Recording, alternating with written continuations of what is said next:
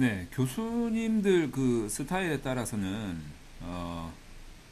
뭐 이제 학생들이 교수님들 스타일을 다 따라야 하는 거는 뭐 어떻게 보면 당연한 일인 것 같기도 하고 뭐 그렇습니다. 근데 이 교수님들이 스타일이 이제 너무 극단적일 때, 그럴 때 이제 학생들이 많은 이 피해를 입게 되죠. 이때 이제 소위 말하는 뭐 갑질이다, 뭐 을의 눈물이다, 뭐 이런 이야기들을 많이 합니다. 근데 이제 그 중에서 저는 이렇게 생각합니다. 이게 어떤 거냐면 지금 제가 하고 있는 일하고 맞물려 있기 때문에 설명을 좀 드리려고 하는데, 이제 어떤 교수님들 같은 경우에는 그 이제 통계 분석 같은 거 있잖아요. 통계 분석 같은 것들을 업체에 의뢰하는 것을 정말 싫어하는, 절대 안 된다, 용납할 수가 없다, 아니, 이거 의뢰해서 옳게 나왔다 하더라도 의뢰했다는 거 그 자체 때문에 리젝트다, 뭐 이러는 경우도 있습니다.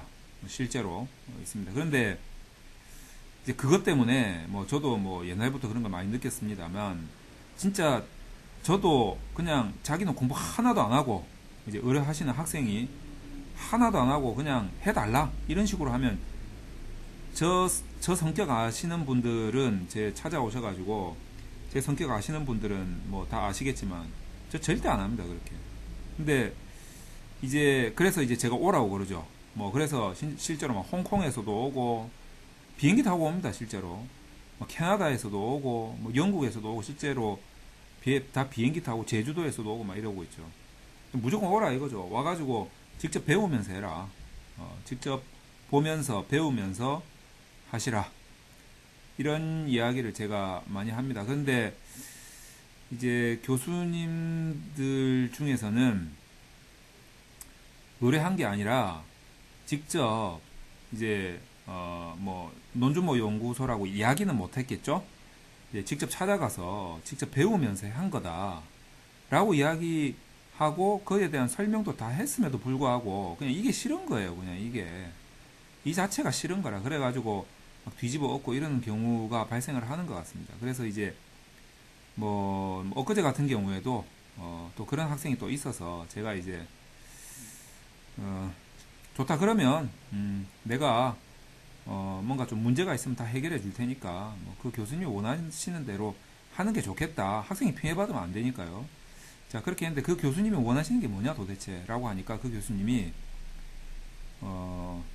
업체에 얼마 줬냐, 그 돈을 똑같이 내 연구실에 조교한테 주고 내 조교한테 배워라, 이제 이렇게 한 거죠. 자, 그래서 그 학생은 저한테 배웠기 때문에 되게 많이 알고 있습니다. 그래서 그 학생이 그 조교한테 좋다 그러면 배우겠다 간 거죠. 가서 이제 옆에서 이렇게 분석하는 거 보니까 잘못하고 있더라 이거죠.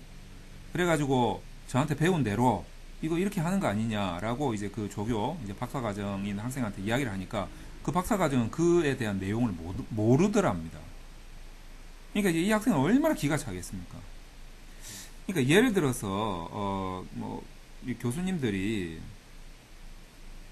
이런 이제 업체에 의뢰하고 뭐 직접 배우건 말건 나는 이 자체가 싫어 라고 한다면, 교수님들이 이제 가르칠 수 있는 역량을 좀 뭐 본인 아니면 본인이 이렇게 연구실에 있는 그 학생들이라도 이 역량이 있는, 제대로 가르칠 수 있는 역량을 갖춘 상태에서 그 학생들한테 이런 요구를 하는 게 맞는데, 이제 본인은 지도를 해놓고 그거를 본인이나 본인 연구실에서는 해결을 못 할 거면서 학생 보고는 해결을 하라?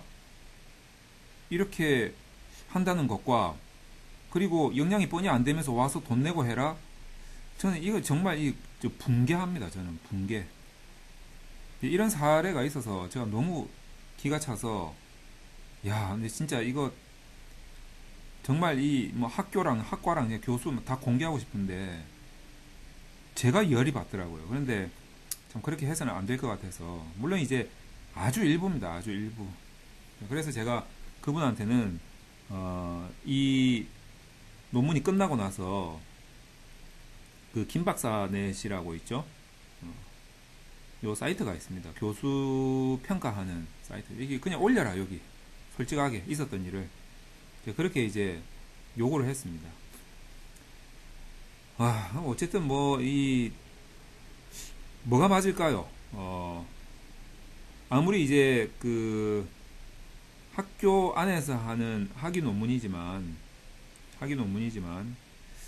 통계 같은 경우에는 정말 배우는데 기간도 많이 들 뿐더러 혼자서 독학하면서 이 짧은 시간 안에 하기가 힘들거든요.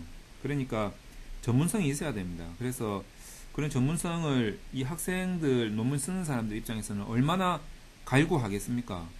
그래서 나름대로 인터넷도 뒤져봤을 거고, 책도 사봤을 거고, 주변에 막 물어 가지고 알아보려고 지인들한테 막 요청도 하고 했을 거 아닙니까? 그렇게 해서 이제 요즘 같은 시대에는 저 같은 사람들이 많이 있어서 직접 배우면서 할 수 있는 기회가 많이 있습니다. 이제 제가 논문 쓰던 1990년대 시절이나 이런 게 없어서 너무 고생스러웠지만 지금은 너무 많지 않습니까? 근데 이제 어쨌든 이제 직접 배우면서 할 수 있는 기회가 있기 때문에 이렇게 할 수 있으면 자기 학위 논문의 완성도를 높이기 위해서 이렇게 하면 저는 좋다라고 생각이 듭니다. 자기 학위 논문의 완성도를 높이기 위해서 자문을 구하고 한다는 것은 저는 나쁘지 않다라고 생각을 하는데, 이제 아주 일부 교수님들은 이 자체가 그냥 싫은 거예요. 미운 거예요. 그러면서도 자기도 어디 가서 배우고 그러겠죠. 네, 그런 것들을 보면 정말 앞뒤가 말이 맞지 않는 참 진짜 이율배반적인 행동이다. 저는 이렇게 생각합니다. 그래서 지도하시는 교수님들도 조금 아량을 베풀고, 예를 들어서 이런 거 있지 않습니까? 의료사고에 대해서 법적인 분쟁이 생겼을 때 재판장에 가면 판사님이 본인이 의사도 아닌데 의료에 대한 전문적 지식이 없잖아요. 그러니까 이제 의료 전문적인 지식이 있는 의사 선생님들이나 이런 사람들한테 자문을 받습니다. 판사님도 자문을 받아요. 이런 그 자문이라는 것이 그런 거에 대한 당연한 연구자의 권리 아닙니까? 연구자가 열정을 가지고 여기저기 막 물으러 다니면서 자기 연구의 완성도를 위해서 자문도 구하고 컨설팅도 받고 교육도 받고 그렇게 하는 거 아닙니까?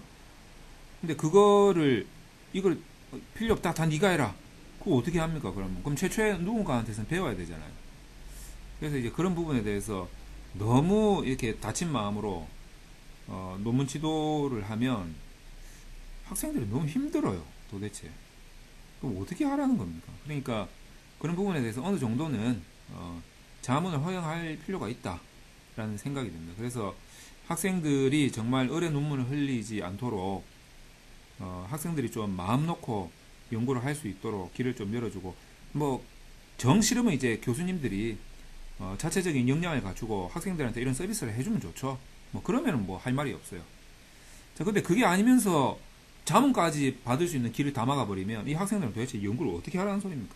학교에서 교수님들 연구의 완성도를 높이는 욕심은 많고, 저도 다 알고 있습니다. 그 심사위원분들 그 논문 지도 다 끝나고 나면, 논문 심사 끝나고 나면 이렇게 식사하는 자리에서 여기 이제 김 박사, 박 박사, 최 박사 있으면 김 박사가 박 박사한테 그러죠. 박 박사 그런 거 본인도 잘 모르잖아. 그냥 해봤어요.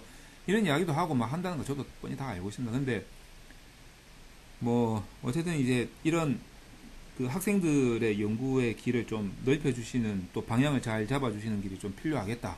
제가 이런 말씀 드리는 것은 저라도 이렇게 교수님들은 듣기 싫으시겠죠. 근데 물론 제 의견에 100% 찬성하시는 교수님들도 많이 계실 거라고 저는 생각합니다. 다만 저는 이런 이야기를 학생들이 직접 못하기 때문에 저라도 이런 이야기를 좀 함으로 인해서 학생들의 을의 눈물을 좀 닦아주고 싶어서 그렇게 하는 거다. 교수님들께서는 니 그렇게 하면서 학생들한테 돈 받아가지고 무슨 자문할 거라고 마케팅용으로 하는 거 아니냐? 맞습니다. 그거 한 20% 정도 의도 있고 인정합니다. 나머지 한 80%는 진짜 눈물을 닦아주고 싶어서 그러는 겁니다. 너무 힘들어 하길래 저도 열받으니까 그런 겁니다. 아주 일부 교수님들이죠. 자, 그래서 나머지 교수님들은 다 저도 존경하는 교수님들 많이 계시고, 교수님들도 저 좋아하는 분 많이 계신다는 거 저도 잘 알고 있기 때문에 저라도 한 이런 말씀을 좀 드리려고 또 강좌를 하나 올려봤습니다.